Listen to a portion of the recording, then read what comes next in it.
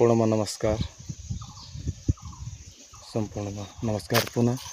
जो मैले हिजो भनेको थिएँ नि त त्यो घरमा लगाएको चुना यहीँबाट प्रशोधन गरेर भने हो, म त्यहाँ देखाउन जाँदैछु।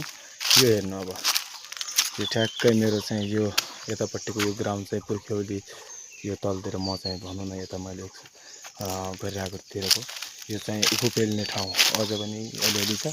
अनि अब म जाँदैछु यो जुन त्यो चुन ढुङ्गा भनेको थिएँ नि हाम्रो स्थानीय सिमेन्ट, हाम्रो भाषामा सिमेन्ट क्या, सिमेन्ट सिधा हाम्रो डोटेली भाषा लोकलमा हाम्रो पहिलेको चाहिँ घरयासी लोकल सिमेन्ट बनाउने त्यो बनाएको ठाउँ, जुन ठाउँमा बनाएर चाहिँ बाजेले बुवाहरूले लगाए त्यो घरमा, त्यहाँ जाँदैछु म।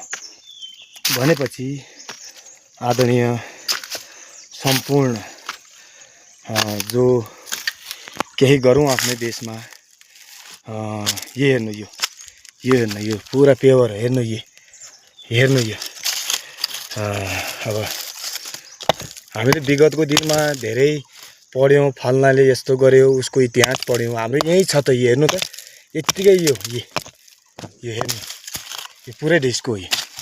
यस्ता कति छन् यो हेर्नु, यो पुरा पेवर। अब यसलाई फुटाल्यो भने त्यो फुटाउने पकाउने ठाउँ देखाउँदैछौँ अब म। यस्तो कति छ अब यो चुनढुङ्गा। भनेपछि जति पनि हुनुहुन्छ प्यारा दाजुभाइ तथा दिदीबहिनीहरू, आमा बुवा, आफ्नो तपाईँको छोरा, तपाईँका हुनेवाला सन्तानहरू, यहीँ आफ्नै देशमा केही गरौँ, आफ्नै देशमा केही कमाऊँ, आफ्नै छोराछोरीसित सँगै सुतेर। जसरी अहिले सरकारी गभर्मेन्ट अफिसर, गभर्मेन्ट मतलब जबको लागि, गभर्मेन्ट जबको लागि आफ्नो फ्यामिली साथमै राखेर गर्न पाउँछ भनेर मोहित भएका छन्। जो लोकसेवाकै लागि चाहिँ हजारौँका चाहिँ भनौँ, कैयौँका चाहिँ अब असफल भएर फेरि भनौँ न ऋणमा एकदमै डुबेको अवस्था, घरबाट रोडमा पुगेको अवस्था पनि छन्।